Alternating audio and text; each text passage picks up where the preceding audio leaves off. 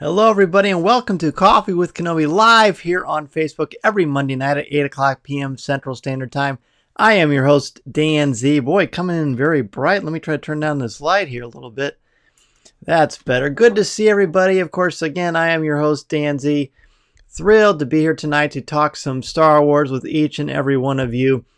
It's going to be a fun one. We've got a very special show for you. We've got an interview I did just for all of you, featuring Ian Doescher, the author of The Merry Rise of Skywalker, the William Shakespeare Star Wars series. I asked, you delivered, you gave me a number of questions to read to him, so I'm going to play that for you very, very soon. We made sure to put your name in there and to give you the chance to talk or to share your questions with Ian, which you absolutely did, and it is going to be fun. Hopefully you're getting to see a little bit more of the office. I've been doing some more tinkering with the video and different aspects of the studio here today, so hopefully that's going to bring you a little more entertainment value, as it were. Very, very cool. I tell you what, everybody, besides Ian, it's going to be fun because we've got a very special show. We're going to share our top 5 favorite Star Wars planets. So that's going to be fun. We're going to do that after we do the interview. But before we get to any of that, let's say hi to all of our wonderful friends here who join us just about every week on Coffee with Kenobi. So Minta, of course, shares Happy CWK Day. Tyler, this has been a really busy weekend. Happy to chill with everyone tonight. Tyler, good to have you. Minta, good to have you as well. Jim, hello. Good to see you, my friend. What's up, homie? Blake is here with us. Jeff Cook is here. Hello. Good to see you, Jeff. Greg, hello. Good to see you, my friend. There is Alex. Hello, Alex. There's Ross waving hello.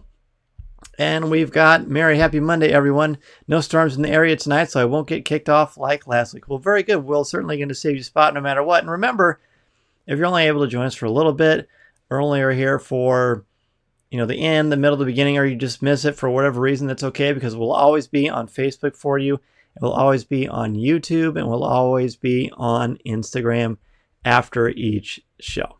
So, all right. Greg, good to have you back with us on the live stream. Daniel, hello, my friend. And Kato, good to see you. All right, so I'm excited about this.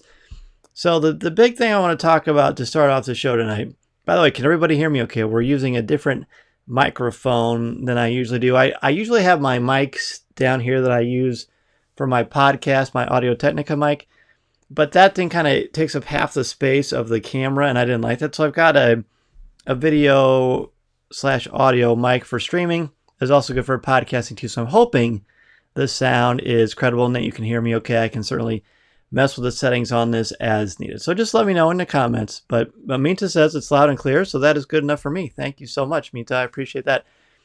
Mason, I know you're out there watching. Hello, my little guy.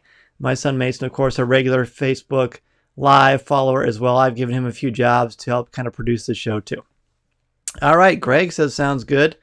And Greg has the best microphone in podcasting, in my opinion, so his opinion is pretty strong. Blake says it sounds good. Does Mason stand there and hold the boom mic? Yeah, he's right over here. He's at the top holding it for us. No, he actually is usually upstairs watching. And then after every show, he comes down and we talk about the show. It's really, really fun. So thank you, Eric. Eric says it sounds good. And Kato says it sounds good. So great. All right, awesome. All right, so here's what we're going to do. Over the past week, something's been making the rounds on Twitter. It's a TikTok video that a very clever individual made, that in his argument, it's probably just in jest. I actually don't know the tone of it at all, but what I know is that he shows a quick TikTok video that goes through all 9 episodes of the Skywalker saga, and he says, no, actually named wrong. Let's flip-flop the names of these movies around and see what you think. So I'm going to show you that video real quick, and then we're going to talk about it. A lot of people have been asking me to give an opinion of what I think about this video, so I'm going to do that. But let's watch it together first. Oh, there's my beautiful family. All right, here we go. So I'm assuming that everybody can see this. Yep, okay, good.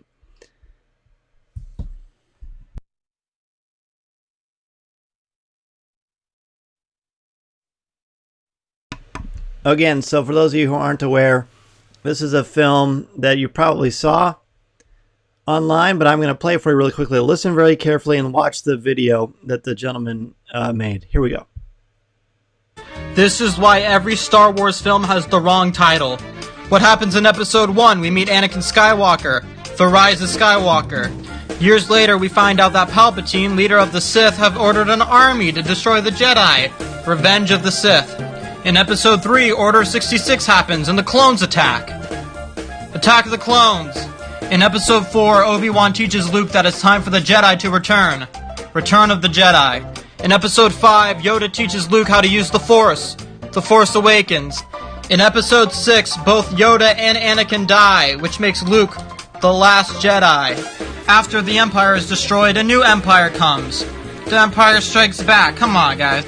In Episode 8, Luke trains Rey and then sacrifices himself to give the Resistance a new hope. Finally, in Episode 9, Palpatine returns from the dead, making him the Phantom Menace. Thank you for coming to my TED Talk. Lucasfilm, hire me, please.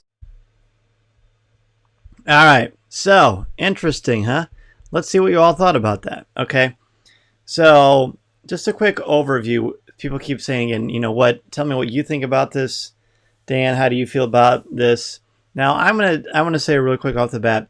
I think apparently this account is fake Disney facts. This is the guy who made this, and it's really clever. It's smart. There's some interesting ideas that are certainly up for debate that I'm interested in talking about. That being said, to me, and this is just from my point of view, this doesn't work. And there are some pretty sound, cogent reasons why that is. Okay, so one, he says, Episode 1, of course, is titled The Phantom Menace. He says it should be called The Rise of Skywalker because we meet Anakin and he is getting ready to be a Jedi. Okay. Well, Blake confirms what I suspected. It's just something fun, just a kid's point of view. It's fun.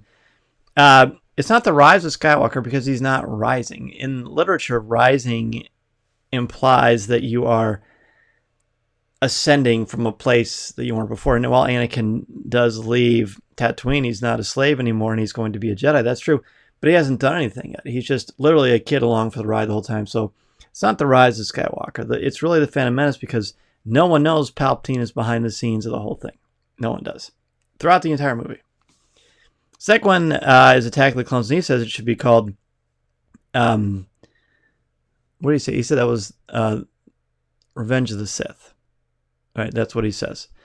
But to me, Attack of the Clones works better for this because ultimately it results in an attack.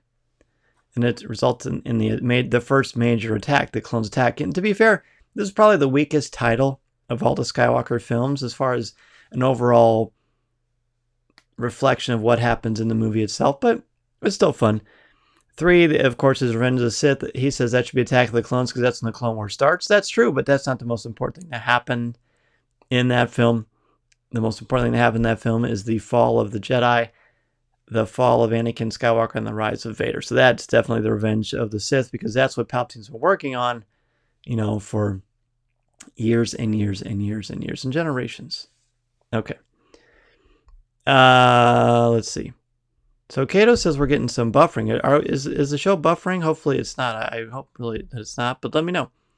Minta says funny, but shouldn't be taken seriously. Agreed. Cute. Greg says, but those titles reversed tends to give away the story. He needs to cherry pick events to support the change. I agree with that. It's TikTok, just people trying to get attention. True. But it is true. And for the record, I will never have a TikTok account. Just want to say I will never have a TikTok account. All right. Whew, feel better now. All right. So Episode 4, A New Hope, he says should be Return of the Jedi because Luke comes back and now the Jedi are coming back. But Luke is not a Jedi in A New Hope. He's not even close to a Jedi. And again, the reason I'm addressing this is a lot of people on Twitter said to me, you know what? I think this is right. I think the original titles are incorrect. And what do you think about it? So a lot of people are taking this seriously, which is the only reason I'm even talking about it. Plus, I think it's kind of fun and entertaining too. All right. I noticed since we've changed, well, I'll get to that. So Episode 5 is, of course, The Empire Strikes Back. He suggests that it should be called The Force Awakens in that episode. But the Force isn't really awakened there. It had already been there. Luke already is very familiar with the Force, and he's starting to learn more about it and the power of it. Of course, he goes to Dagobah, but the Force had already awakened in him long, long before that. And of course, the Empire does strike back because of the ending of that film. Episode 6, Return of the Jedi, he says should be The Last Jedi because in that one, Yoda dies, and Luke literally is the last Jedi. Well, I mean, film-wise, that's true, but the Jedi return, because this is the first time the Jedi come back into prominence under the form of Luke Skywalker. All right. And then episode 7, of course, is The Force Awakens. He says that should be called The Empire Strikes Back because the First Order is there and they strike. Well, that's true, but they don't strike back. There's nothing to strike back from. They've been out of commission for a while, but they've been slowly growing as the First Order, which is, of course, not the Empire. And at the end, they lose. Their Starkiller base did horrible, irreputable damage, but it was destroyed. So they didn't strike back from anything. They just kind of made their first presence. And yes, as Cato says, New Hope was a retrofitted title. Yes, that's right. 1981, 4 years after Star Wars came out, they decided, hey, let's call it The Empire Strikes Back. All right. Episode 8, he suggests should be A New Hope because this is when Rey sort of makes her self-aware, but she really does that more at the end in The Force Awakens when she defeats Kylo Ren and retrieves Anakin/Luke's lightsaber from out of the air on the Starkiller base in that great sort of King Arthurian type scene. So The Last Jedi works because it's about Luke, really. And the last one, I think, he says should be called The Phantom Menace instead of The Rise of Skywalker because Palpatine is the Phantom Menace. But in this movie, Palpatine is not a phantom. Everybody knows about him. The entire Resistance knows about him. The whole movie's about them trying to find him. Everyone in the galaxy, he's literally broadcasts his presence across the galaxy to all these frequencies. So everybody knows. So he's not a Phantom Menace. He's very well there. Okay, I feel expunged. People kept asking me, so thank you for indulging me on that. Let's go ahead and shift gears a little bit. On today's show, as promised last week, I had put on CWK Cafe, our Coffee with Kenobi Facebook group. I had put out that I was going to speak with Ian Doescher. He wanted to join us actually live on the show, but he couldn't because he had some family stuff going on that he, being a busy dad and a writer and of course having a day job too and being a husband, he had a lot of stuff going on. But he was kind enough, besides recording the podcast segment, which you'll hear later this week, he recorded a 15-minute segment with me for Facebook Live specifically to show to all of you. And I had said, you know what? I made a post and I said, hey, everybody write down the questions you want me to share with Ian and I will read them to him. So in a matter of moments, I'm going to share those with you. And it's pretty cool. I mean, he got to hear all of you who commented, all of my Facebook regulars, which is so wonderful. He got to hear your questions and comments. You're going to hear him respond to your questions individually, which is very, very cool. You'll see that video in a second. Ian wanted me to show all of you. Okay, so this is how Ian normally looks. Okay, so this is back from Celebration Anaheim in 2015. Gosh, even though it's just a few years ago, I look a lot younger. And so does Ian, That's pretty fun. But Ian, since January 1, has not shaved or cut his hair. So he wanted me to put a caveat to all of you that the reason why his hair looks the way that it does is because he just hasn't cut it since January 1. It was like sort of a thing he was trying to do. And he did it, and he's great. And you're going to love this interview. So I'm going to stop babbling. Hopefully it will be nice and streamlined for you so you can enjoy it. But without further ado, here is Ian Doescher talking about The Merry Rise of Skywalker, the last book in his William Shakespeare Star Wars series. And again, he's going to respond to your questions. So take it away, Ian and Dan Z.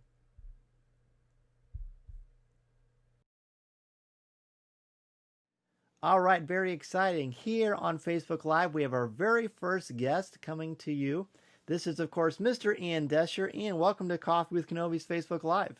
Thank you so much. Thanks for having me. You are welcome, buddy. This is great to have you. Of course, people listening to Coffee with Kenobi this week have gotten to hear Ian's thoughts and reflections on this awesome book, The Merry Rise of Skywalker, which I unabashedly love, and you've read about it on our website as well. So, Ian, kind of give us a brief overview. We've got a lot of questions from our Coffee with Kenobi family, but tell us kind of overall what this book was like and what this whole process has been like for you. So this book was a whirlwind to write. Seeing the movies several times in the first few days that it was open, and then sort of starting to write immediately from there. And there were things that I had to ask Lucasfilm about. Certain bits of the story that I didn't quite get, or words I hadn't quite gotten correctly, or but it was.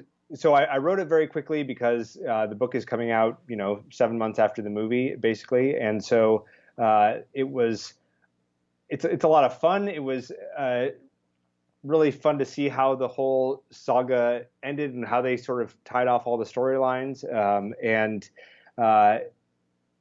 So I don't know. It was more of a whirlwind than most of the other books that I've done, but still fun. I love it. Well, it certainly shows in the book. So let's just get to it. Ross Halibin says, Ian's probably answered this before, but how naturally does the dialogue of modern storytelling fit into the structure of Shakespearean writing? Have there been certain scenes that are more difficult than others? Absolutely. The part that's hardest to do sometimes is when there's quick back and forth in a movie between two characters or three characters. That is sometimes harder to then render into iambic pentameter, at least in the same sort of really short, quick way that you get it. You sometimes lose something in that translation to iambic pentameter. Sometimes I think you really gain something too in other lines where the switch to Shakespeare makes you laugh, which is why I think the books work. But I think that is the toughest thing is sort of this quick dialogue back and forth. There's a lot of it between Poe and Rey in the movie, especially early on, that I was stressing over. Yeah, that's good. That's actually a scene that I thought of too, because their back and forth is kind of it's very, very brief in the entire story overall, but it's kind of like the little bit kind of the classic Hollywood kind of sort of like Han and Leia in A New Hope, I guess. Yeah, and even I mean specifically the line, so no spy. I mean that's a tricky one to figure out. Okay, how are you going to do that in a Shakespearean context and just have it be on the page? Right. It's not acted out, right? And have it make sense. Right. I love it. So Mary Purdue says, I have the simplest of questions. Why was he inspired to write the Star Wars saga in this way? So it was a happy confluence of events back in 2012 when I watched the Star Wars films, the original trilogy, with some good friends of mine. Then I read Pride and Prejudice and Zombies, one of the very first really popular mashup books. And then just after that, went to the Oregon Shakespeare Festival with my family. And those three things happened roughly around the same time. So I had Star Wars and Shakespeare and mashups all bouncing around in my head, and just had the idea one day, it'd be really fun to take Star Wars and rewrite it as though it were a play by Shakespeare. And that was what got the idea in my head. And then I contacted Quirk Books, who had published Pride and Prejudice and Zombies, and we're sort of off and running from there. That's right. And then my gosh, where the world is taking you. And then you thought, well, maybe someday there'll be an English teacher like Star Wars who will harass me for 7 years about these books. That's right. An English teacher in Illinois, yes, who I will become good friends with and will be happy to know. Yes, that's right. That's right. I will never forget when I don't know if it was on an Amazon thing or it was like sort of an Entertainment Weekly thing, but they had said, Star Wars and Shakespeare are going to combine. And I had at the same time the exact same thought. Oh my gosh, this is going to be great. And oh my gosh, this better be great, because I'm putting a lot of emotional investment into this, because this is two of my favorite things. And obviously, I'm talking to New York Times bestselling author, multiple titles. Obviously, it's gone very, very well for you. So, I mean, kudos to you again for this incredible, incredible experience in your life. Thank you. It has been such an unexpected blessing in my life, frankly, that I just never thought I was going to be doing something like this. Of course, people who know me well are like, "Oh, Shakespeare and Star Wars, yeah, duh, of course that's you." Right. But it was not a twinkle in my eye 10 years ago. Right. No, I love it. So Alex Ricasio says, will Ian Doescher be writing another short story for Star Wars The Empire Strikes Back from a certain point of view? Sadly, no. I was contacted for the original from a certain point of view, I think fairly late. I think they had a lot of authors in place and they were looking for somebody who could do something quickly. And they said to me, even if you could just do a sonnet or something like that, that would be enough. We just need to get up to our 40 authors. Mm-hmm. And it was really fun to be a part of, fun to, imagine this moment in A New Hope where Palpatine would hear about the death of Obi-Wan Kenobi, which was what I was given. And so I really hoped I would be asked to do it again for Empire, but was not, and that's okay. Absolutely. So, well, Minta has a similar question to Mary, but she says, "What inspired him to write Star Wars in Shakespearean form?" So, I guess what I would interpret that, because I think it's a little bit different of a question, is why does the language of Shakespeare work for Star Wars? Because that's pretty daunting. One of the things that Shakespeare allows you to do that you don't get in the movies as much is Shakespeare was really good at letting you know where his characters are and what the inner turmoil is that they're going through. And you get to see some of that on screen, but usually often it's silent, or it's dialogue. It's Luke staring out at the double suns of Tatooine, right? And you're not really getting to know what's really going on inside his soul at that moment. And Shakespeare is always going to tell you. And so I think there's this ability within Shakespeare's realm to get deep inside a character and really understand what they are thinking and feeling, and it can add depth to any of our favorite characters. I think when we get to sort of have that, we get to imagine what it is that they're really going through. Right. I love it. Yeah, and like I talked on Coffee with Kenobi this week. Shakespeare's so good at walking in the footsteps of these characters and sort of capturing the human condition. And Star Wars characters are their best when they're human. I mean, that's one of the reasons why the droids are appealing, because you just look at a robot that's shaped like a golden humanoid or a blue trash can or a soccer ball, but you put that emotion in them, that humanity, and that what brings them to life. Yeah, for sure. So Eric Okenhoot says, does Ian have a certain play in mind when he's adapting each film? And I remember actually this coming up a lot when I was on that brainstorming session with you before the prequels. Yeah, and the answer is it's usually not that I have a single play in mind for a film. There are definitely scenes. Usually happens either in scenes or in moments even where I think Luke is about to give a rousing speech to the rebels before they attack the Death Star. So let's give him some flavor of Henry V there.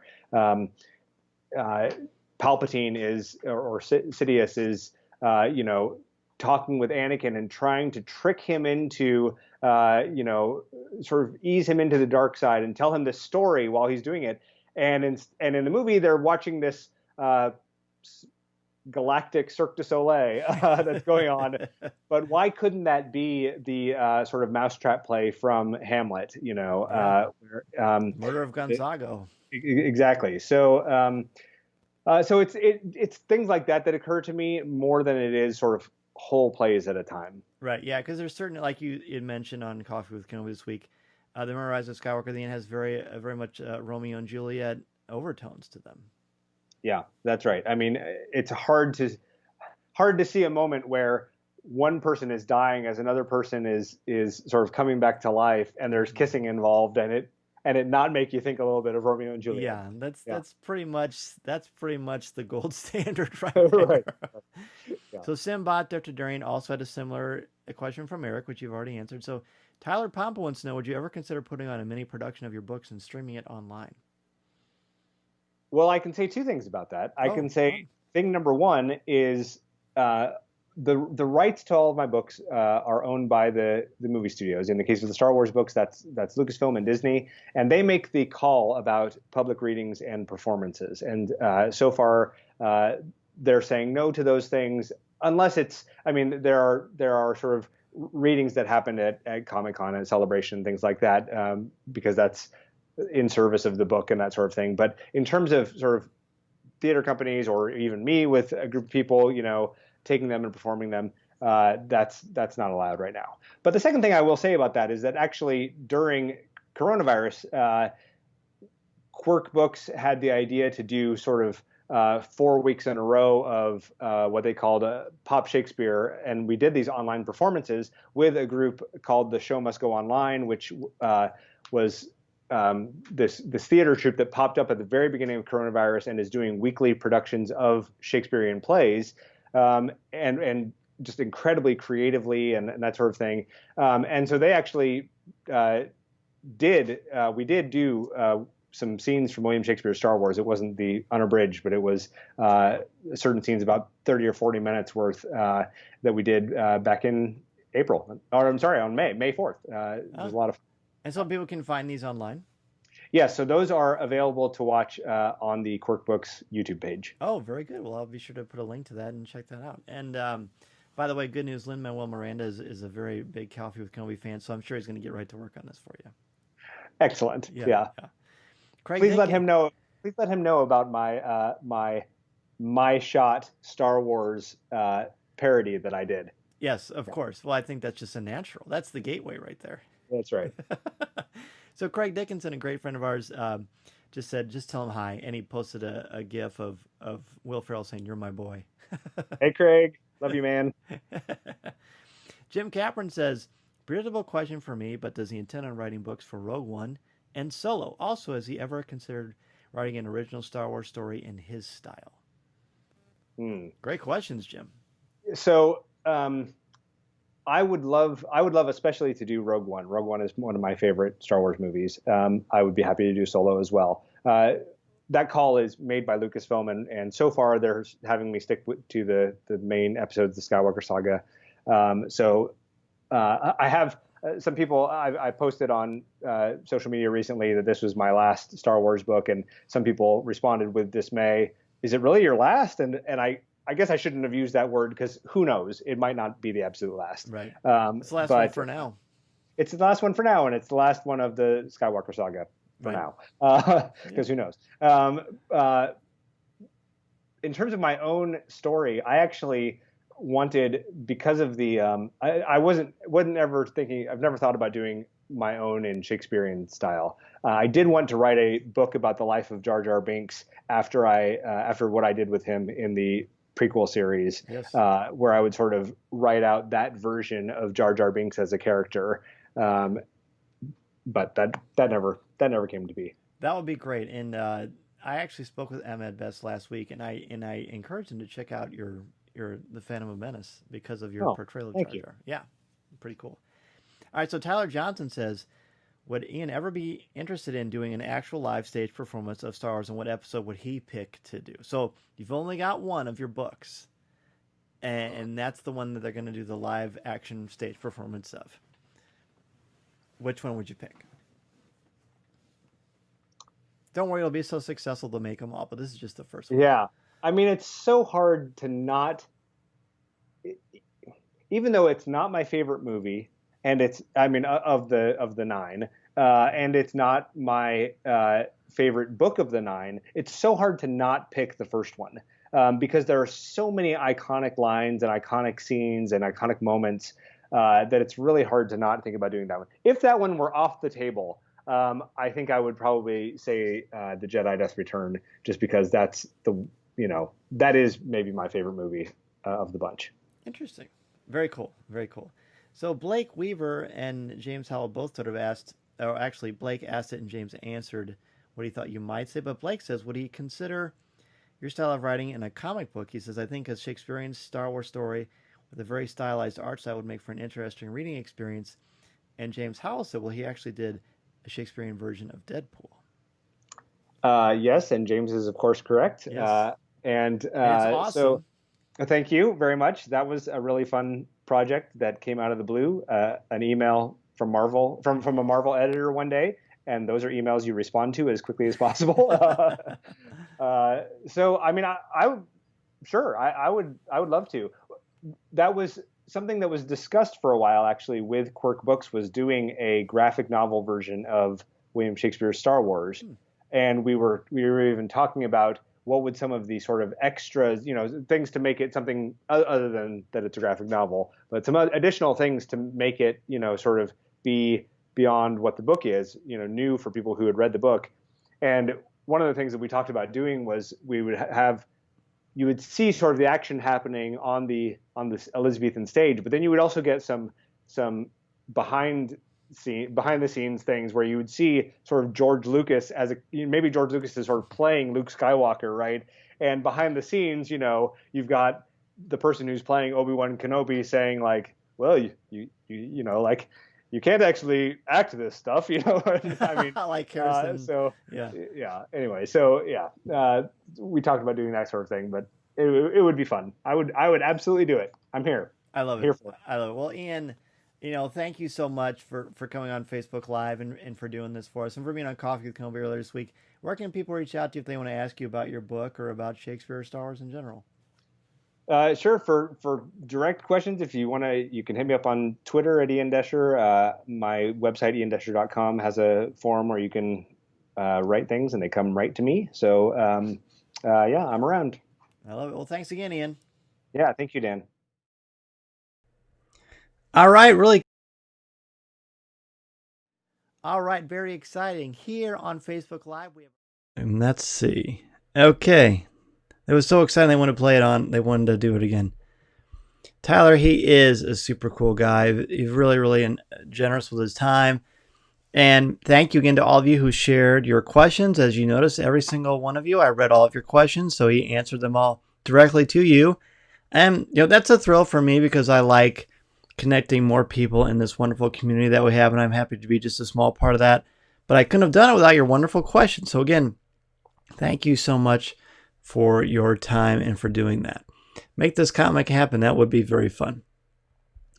Mary says, Dan, thanks so much for allowing us to be a part of the interview. That was so cool. Hey, my pleasure. That was the plan all along, and we'll do more of these for sure. I mean, a lot of people I've worked with in the world of Star Wars have been very awesome, very gracious and generous with their time. And if you liked the interview with Ian, there's a much longer one that's going to be on Coffee with Kenobi this week. This Thursday, it's going to be released, of course, wherever you listen to podcasts.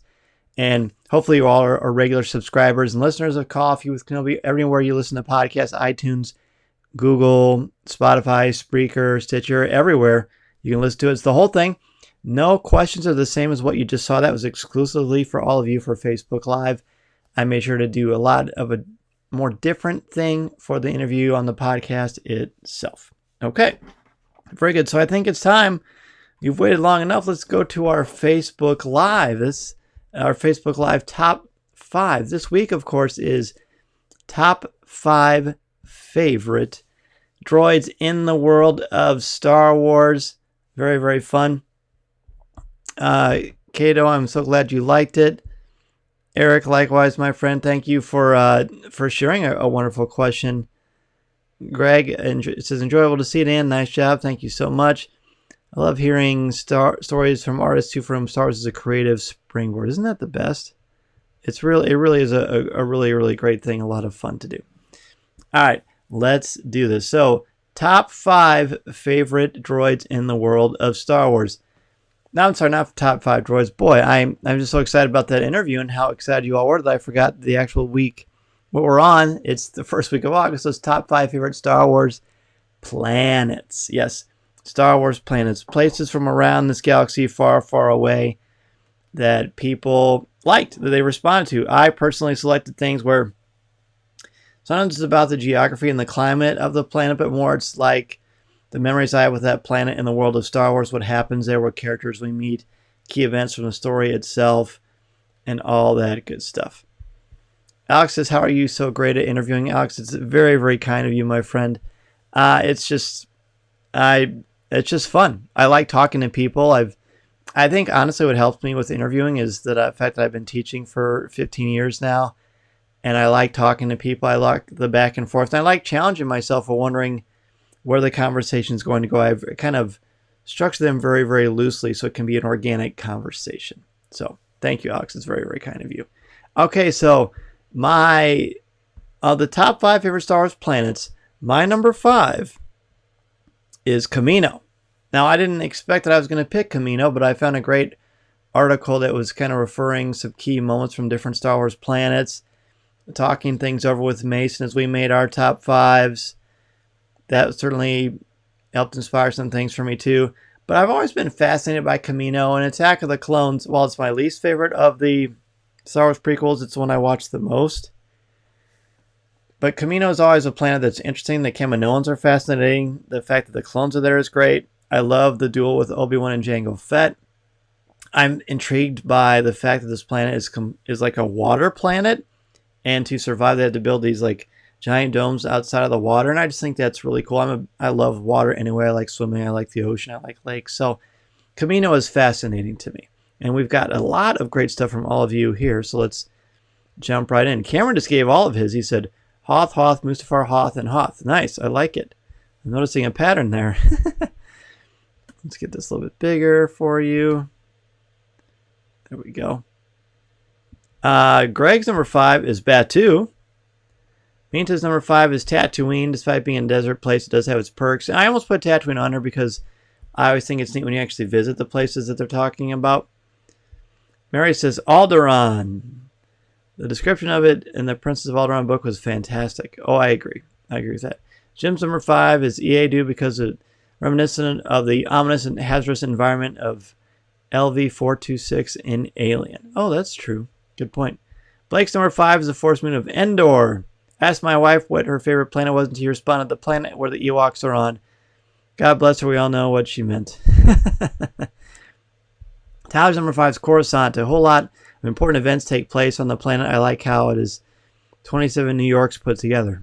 That's cool. I like that. Daniel's Attack of the Clones, great planet. Yes, thank you. Tom, hey, Tom is here. Good to see you, dude. Tom's number 5 is Kessel. Ross's number 5 is Coruscant. It's New York, Washington, D.C., London, Hong Kong, and Moscow, Paris, and more. All rolled into one, from wealthy elite to the dregs of level 1313. It has everything. Very good. All right, well, Mason's number 5 is also Coruscant, like a few of you have just mentioned. And very fun, right? That big city planet. It got a lot of playback in the recent season of the Clone Wars, which is true. Cameron's, in reality, his number 5 is Kashyyyk. Very good. Okay, let's move on to number 4. My number 4. I don't have pictures this week. I want to do the fancy graphics.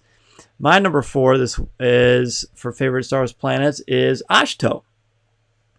Ahch-To, I think, is beautiful. It's certainly remote, but it's where Luke, of course, goes, where the first Jedi Temple was rumored to be located.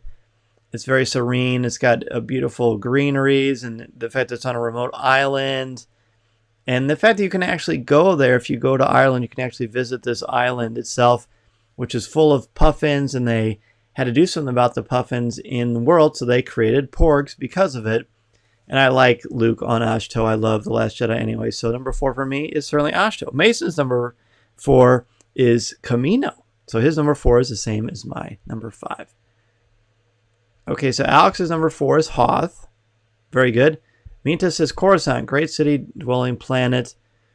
Greg's number 4 is Jeddah, fascinated by the ancient ruins in the holy city as shown in Rogue One. P.S. Hope to see Jeddah show up in High Republic. Well, that would be cool, Greg. Tyler says Takodana. Ray was right about how great it was, plus Maz's castle is amazing. No doubt about it. Oh, sorry. Alex's number 5 was Hoth. His 4 was Kamino. Cool. Jim's number 4 is Bespin. I like the stark contrast between the brightly lit and sterile interior of Cloud City and the dark, dirty, and ominous carbon freeze chamber. I love Bespin. I had a hard time not putting it on there, but you'll see why. Force, Blake says, Dantooine. I love the way it is presented in the games I played growing up. Cool. And I like that Blake always has the games as part of his focal point. That's good, especially for those of us who aren't as familiar with some of those. Mary says, Lothal, the graphics in Rebels are so cool. Indeed. Tom's number 4 is Jeddah. And Ross's number 4 is Jakku. Rey and Lor San Tekka are important, but it's the Battle of Jakku from the Aftermath series that makes me love this desert wasteland in such a critical history. Yeah, the Battle of Jakku is really where the Galactic Civil War ended, and if you're not reading these books, you may have missed that if you're just focusing on the films themselves, but that is certainly a key element, and that's why Rey finds all this great stuff and goes to that Star Destroyer on Jakku at the beginning of The Force Awakens, because that's where it actually ended. Cameron's number 4 is Tatooine. Very good. So that my number 5 is Kamino, my number 4 Ahch-To. I love what everyone has, and again, I always love your explanations of why you all pick what you do. I think that's very useful and it's very helpful. Okay. Oh, look at it. It looks like you can see a little bit more of the interior of my office since I've changed the setting on this camera. That's fun. How about that? Okay, on to number 3. My number 3 favorite planet in the world of Star Wars is Lothal. As Mary mentioned earlier, Lothal is great to me because it seems like a real actual place with a real climate. You can grow crops there. The majority of season 1 and the end of season 4 and little smatterings here and there of Star Wars Rebels are on Lothal. I like the Loth wolves and the Loth cats and the alien species that are on the planet. And I just think it's really an important place. Looks like Tom's number 3 is Lothal also, which is cool. And it's just great. Just is very Star Warsy to me. In fact, that I can gravitate towards a brand new place that isn't from the classic trilogy or from the movies, and that planet will move so much up in my ranks, I think is neat and a reason and an example of really strong, solid storytelling. All right. So let's see. Alex's number 3 is Cloud City, was the intro to Lando. Very good. And as I mentioned earlier, Tom, our CWK newsman, said Lothal. Another great choice. We matched there, my friend. Greg's number 3 is Mustafar, cool Sith vacation spot. Book early as Wayfinders are in limited stock. Yes, well, you are definitely a travel brochure writer. Definitely Mustafar is a place where you need a lot of sunscreen. Minta's number 3 is also Lothal. It's got that suburban feel. That's true, it does. Jim's number 3 is Hoth, purely because of the cozy feeling I get from the nostalgia. Mary's number 3 is Yavin. I was going to put Yavin somewhere on my list, and I didn't. Ross's number 3 is Lothal. And by the way, Mason's number 3 is also Lothal. So we're really liking Mason and I. Our lists are a lot more similar this week than they usually are too, at least as far as the same numbers. So that's really fun. So Ross's reason for the number 3 is the Loth Cats, and Ezra Rebels is one of my favorite parts about it. And all Star Wars, the Ghost Crew's home base makes the list for sure. Cato says, this makes me realize how many planets I cannot spell. Cato, I understand. If not for writing about this stuff regularly for the official site and for Coffee with Kenobi, I wouldn't spell them correctly either. So no shame there, my friend. Cameron's number 3 is Mustafar. I love that we got to see a different part of it during the rise of Skywalker. That's true. It's very true. And on Rogue One, too, briefly. Blake says, Lothal, the beautiful plains remind me of Idaho when I lived briefly a few years ago. I love all the number 3 Lothal love. Tyler says, Kashyyyk, the Wookiees make great neighbors. Cameron says, same. Very good. So Lothal making everybody's list. A lot of other great choices there, too. So now, however, we're in the top 2 of our favorite Star Wars planets. Ooh. What's number 2 going to be? Well, my number 2, as you're about to see, is Batuu. Now, I hesitated to put Batuu on here, but then I thought about the fact that it's in Black Spire Outpost. It's a number of the literature, certainly in the Galaxy's Edge series. We know that in real life, Batuu is 14-acre land that is in Disneyland and in Walt Disney World. But the conceit is that you're supposed to feel like you're actually in the world of Star Wars, actually on a Star Wars planet. And the way the Imagineers constructed it was to make you feel completely cut off from the rest of the park, and they do a great job of doing that. It's amazing. I love the architecture. I love all the world building they've done for Batuu. And I think Matt Martin, from the Lucasfilm Story Group, said that's probably the most world building they've ever done for a planet, perhaps, or at least one of the top ones. So it's a real living, breathing place in the world of the Star Wars mythology and the literature and in the comics.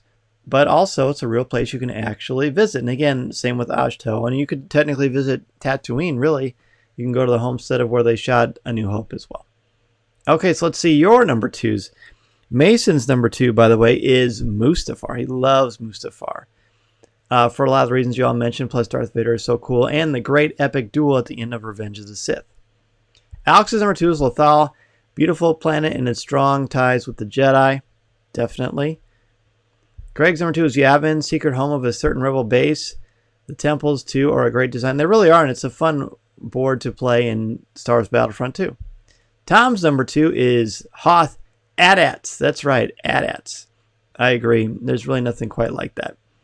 Jim's number 2 is Mustafar because of how it amplifies the tragedy of Anakin's fall to the dark side, as well as the epic stakes of his duel with Obi-Wan. I'm also a huge Lord of the Rings fan, so it reminds me a lot of Mordor. Good call. And I think Mustafar and Kef Bir and some other places in the world of Star Wars are really great at playing up the metaphorical aspects of what's going on screen and the characters' emotions and how the planet reflects that. That's something Edgar Allan Poe did with a lot of his literature, too. Minta says, Kashyyyk, where else can you go to rock out with Wookiees? Very true. Mary says, Batuu, not only can we visit there, but the books have been great. Exactly. Totally agree, Mary. Tyler's number 2 is Ashto, perfect for an Introvert like myself, plus water is my favorite element. And I would love to be surrounded by it. See, that's it. Exactly. The water thing is a really, really cool aspect of it. It'd be very relaxing. Ross says, Tatooine, where it all started and ended for the Skywalker saga. I'm excited to think about what new stories we'll also get from the home of the two sons and the two lightsabers, which are buried there now, too. Cameron, Mandalore, the home of my adopted people. Oh, no one's brought up Mandalore yet. That's a really good choice. Tyler's number 2 is Naboo. I was fortunate enough to visit the building in Lake Como in Italy where some of Attack of the Clones was filmed, and the architecture and culture is so elegant. Ooh.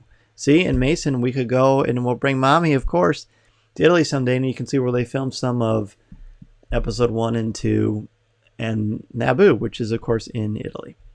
Blake says, Tatooine, every time I see that planet, there's some magic to it I can't explain. Plus, I live in Central Florida, so I'm used to sweating profusely. That you are, for sure, and that's probably very reminiscent to the climate of Tatooine, too. Speaking of Tatooine, Tom says, Tatooine is too where it all began and where it ends, and has awesome sunsets. Isn't it amazing that all of you are typing this stuff out and you don't see what everybody else is typing, but we're very like-minded in so many ways, so we do write similar stuff. I love that. I think that's magical. Daniel's number 2 is Ilum. Oops, jumped the gun on number 1. That's okay. No problem. Yeah, it's very, very cool. It's so much fun. So, speaking of number 1, let's go to our number 1 right now. My number 1 favorite planet in the world of Star Wars is Hoth. Now, I do think one of the reasons I'm so enchanted with Hoth is because growing up, I lived in New Orleans, Louisiana, as I've mentioned many times. We didn't have snow. So seeing The Empire Strikes Back and seeing this planet with all this snow and the wind and the snowstorms, I thought was so exciting. And then whenever we would visit my grandma here in central Illinois, I always played Hoth outside. I'd always pretend like I was Luke stuck in the snow or running from the Wampas or just having all kinds of fun, having a lightsaber and walking around outside with it, imagining I was Han Solo, looking for my friend, to cut open the Tauntaun. It was just so much fun. The AT-ATs, as Tom mentioned, the snow speeders. Hoth is just great. I love Hoth. That was easy for me to pick for my number 1. Mason's number 1 favorite is Naboo. Speaking of Naboo, this is what Minta says. Naboo is an elegant planet and there's so much history there. Yes, exactly. And I know Mason's reason he loves Naboo the most is that's his favorite board, the Naboo hangar in Star Wars Battlefront 2. It's the place where he always beats me every single time we play, and he loves it. So I figured he would pick Naboo for number 1. Greg's number 1 is Tatooine. Hard not to choose it, and I don't mind sand either. Honorable mention for Dathomir and Hosnian Prime. Mary's number 1, like Mason's, Naboo, and also like Minta's. Very good. She says, Naboo is a beautiful place. Jim's number 1 is Scarif because of its symbolism to Jyn Erso's arc. Its designer Doug Chang noted, as Jyn progresses and her purpose becomes clearer, the settings themselves become brighter until the very end when it's all staged in an idyllic environment. We're designing the emotional arc as a color palette. Well, that is a gorgeous description. Doug Chang is great. Of course, our good friend and co-creator of the show, Corey Clubb, met Doug Chang, and that's cool. I didn't read The Art of Rogue One, so I need to check that out. And it does, as the movie goes on, it does get brighter because her outlook is brighter. Wow, thank you for that, Jim. That's cool. Tyler's number 1, Mustafar, the site of my all-time favorite battle. It's a terrifying but fascinating planet to observe. Alex's number 1 is Batuu. Closest thing to experiencing Star Wars in real life. It's a fun place. You get to ride the Falcon and build your own lightsaber. Exactly. Batuu is the place to go. And one place I can't wait to get to someday, once everything settles down in the world, that will be a fun place to go to someday. Again, I love it.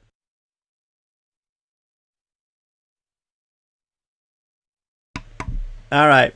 Tom says, Jim, great choice for number 1. For sure, I agreed.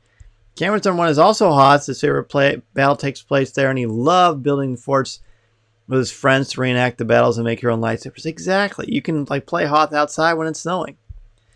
Blake's number 1, Narshada. As a city boy, I love the dense landscape, neon signs, and darkness the city shows in the game it appears on. Oh, cool. Daniel's number 1 is Coruscant. Ross's number 1 is Batuu. Like many of you, I've actually been here. It's rainy December 28th, 2019, as I walked around Black Spire Outpost on almost no sleep in a slicked blue poncho and loved every minute of it. I've never taken a bad step on Batuu and can't wait to experience more of it. Batuu is the greatest. I almost put it as my number 1, but I feel like I should pick Hoth just because I always said I liked Hoth so much. I always tend to go on my number ones, what I've kind of stated my whole life, because I'm a pretty loyal person for whatever that's worth. But I do love that too. And when Ross went there, he sent me a text, a picture of himself wearing that blue poncho. I believe in front of the Falcon, Ross, if memory serves. And I was excited to see that you got to experience that.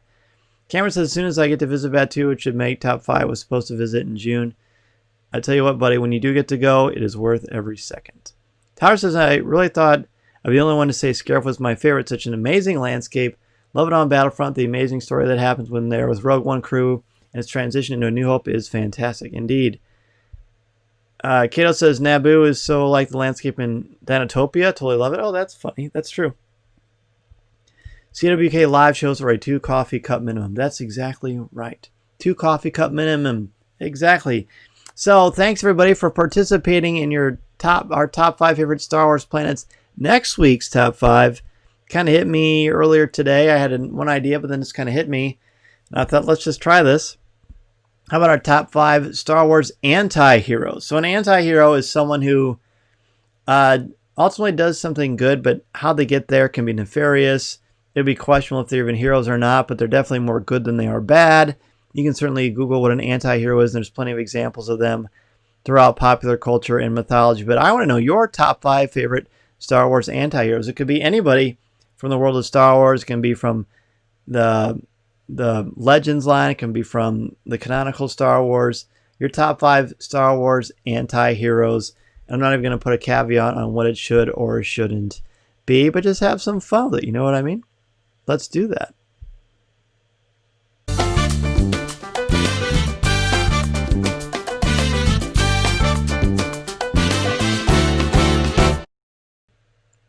All right, time to ask Dan Z. Have any questions? We're getting close to wrapping up today's show.